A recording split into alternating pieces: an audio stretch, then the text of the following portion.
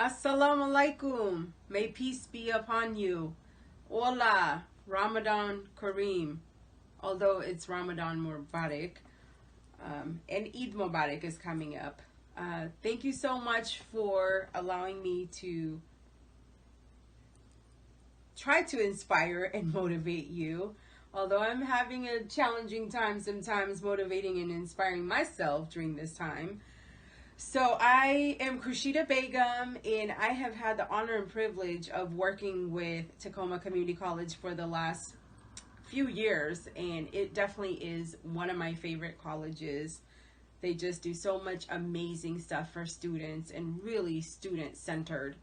And so I will do my best to share some of the things that have worked for me and haven't worked for me, and hopefully it will inspire and motivate you to kind of look at things or shift and see what works best for you. So I have been a professional speaker and trainer for the last 10 years, and my journey in college started at a local community college in my 30s.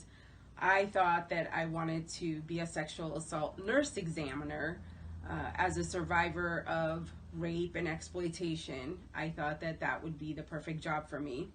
However, when I went through my journey, when I started my journey through the nursing program, I realized it really was not the job for me. Like, I didn't enjoy any of the classes that I was taking. I was dreading going to those classes. So I went back to my advisor, and my advisor told me, she's like, what is it that you want to do? She's like, if you go through the nursing programs, you're going to be taking a lot more of those science classes, learning about every single body parts and nutrition and this and this and that. I said, no way. I don't enjoy that kind of stuff. So I said, I really enjoy communications, took a public speaking class, and decided right then and there that I wanted to be a professional speaker. However, my family and friends thought I was a little crazy because there's not too many people who. So when the whole lockdown thing happened, I just thought this idea of there are so many people out there who don't have the privilege of being in a home with a stove, with a fridge, and I just was thinking of the people that were going to be suffering without hot meals and healthy, nutritious meals. And I thought, let's do this buy one, give one. And honestly, I didn't even consult with my husband. I just put it out there in the world on Facebook and put some food items in there from my own culture. I'm from Bangladesh, so I do also love cooking. That's one of my passions, but I do it more so just intimate family stuff. And I will cater here and there, like with training contracts, but this is something I've never done before. So I put in Bengali cuisine. I said, hey, butter chicken, vegetable, rice, and Southern comfort. And people can place their order, $15 per person, buy one, give one.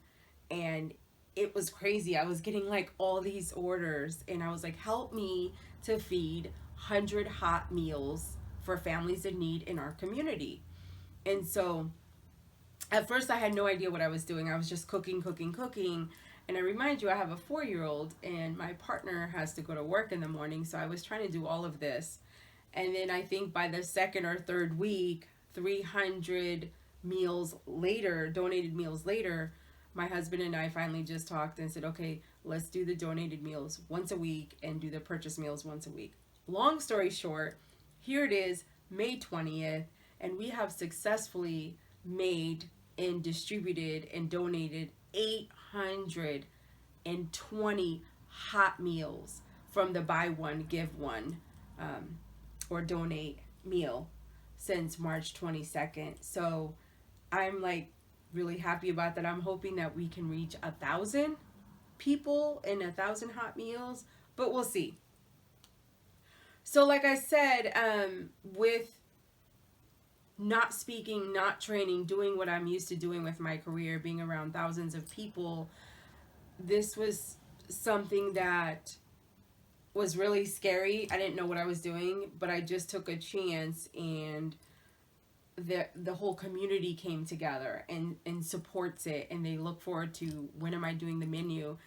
And I do add mostly Bengali cuisine. I will add a few things that are not curry dishes, partly because families in need and families in need, I mean, I was one of them as an immigrant. There's a lot of black and brown families in need who don't get hot ethnic cultural food that is comfort food for them. So why not do curry foods? Why not do my own ethnic cultural foods?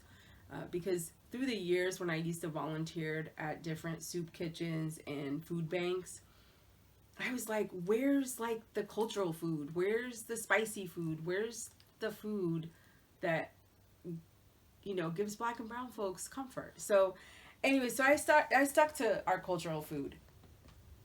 And so it's really important that people have that experience, even when I'm catering it and people purchase meals. I love when people try something totally different and they tell me they love it. And while I was doing the deliveries, my husband and I were doing deliveries, so I was cooking all the food at my house, and we both were delivering food, and it was a very interesting time. Sometimes people would open their door and say thank you so much, and you know, give a smile and get their food from the porch.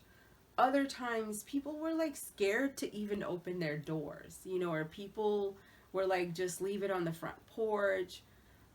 And I'm a people person, so it was just a little adjusting to sometimes have people that seemed to me like they were in fear, which, you know, I guess with times it's okay to have that fear, but it was very interesting.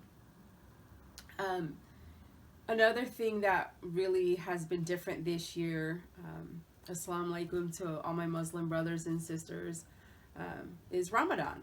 So I started this 100 hot meals a week, and on March 22nd, and then April 22nd was when Ramadan started, and it was like, it's been a Ramadan like no other. I mean, we're used to fasting and then all coming together and breaking our fast, you know, it's called iftar, and hundreds of us sit together and eat together and pray together and pray at night together.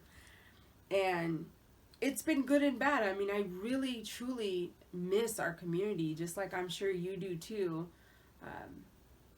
But I've done a lot of self-reflection, I guess. I've had more time to do that, and still be cooking the 100 hot meals by myself, because can't have people over, hire people to come to my house. So, but with 817 meals later, I want to tell you that I will continue to do this.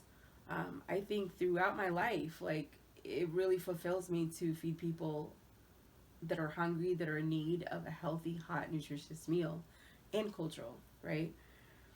So I tell you all of that because sometimes we think we have to be on a certain journey and doing one certain thing. And sometimes when something traumatic happens, we have to change our journey. We have to shift. We have to be open to opportunities or to creating opportunities. And I know for so many of us, this is a really lonely, isolating time.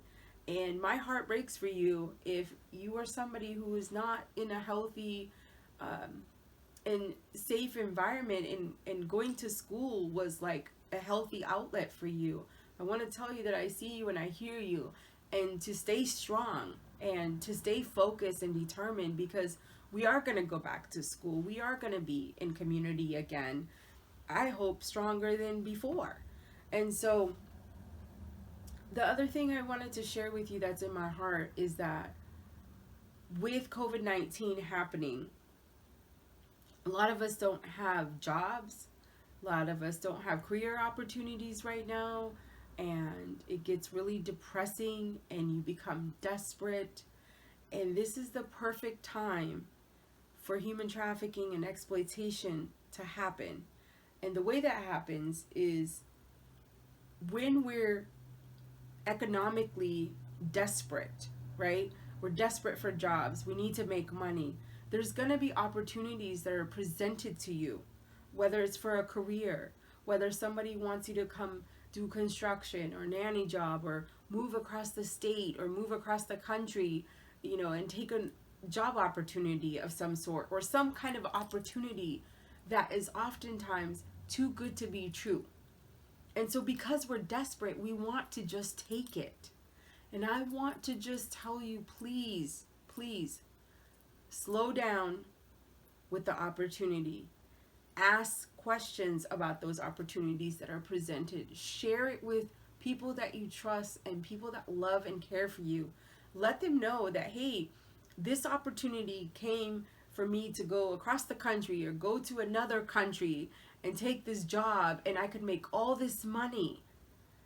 Ask those people, because oftentimes the grass is not greener on the other side. But when we're desperate, especially college students, I've been there. You become desperate and you take the opportunities, and then it becomes an exploitation or abuse, or somebody's taking advantage of you. Like, just please, try to think a little, give it a little more thought.